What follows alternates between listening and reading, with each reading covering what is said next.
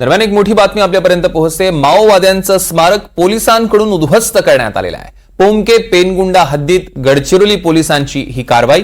गडचिरोली आणि महाराष्ट्राच्या बॉर्डरवर पेनगुंडा आहे। काही दिवसांपूर्वी पोलिसांनी ह्याच ठिकाणी केंद्राची पोलीस मदत केंद्राची स्थापना करण्यात आली होती।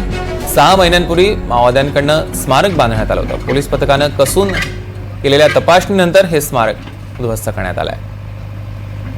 माओवाददृष्ट्या अतिसंवेदनशील असा गडचिरोली जिल्हा दुर्गम अतिदुर्गम भाग असलेला त्या ठिकाणी बरेच आदिवासी बांधव आज देखील विकासापासून दूर आहेत।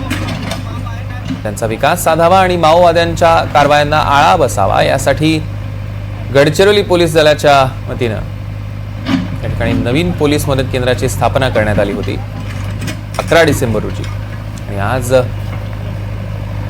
उपविभाग भामरागड अंतर्गत या पेनगुंडा हद्दीतील 2 किलोमीटर अंतरावर माओवाद्यांनी नवीन पोलीस मदत केंद्र निर्मितीच्या अगोदरच त्यांचं स्मारक बांधलं। गोपनीय माहिती मिळाली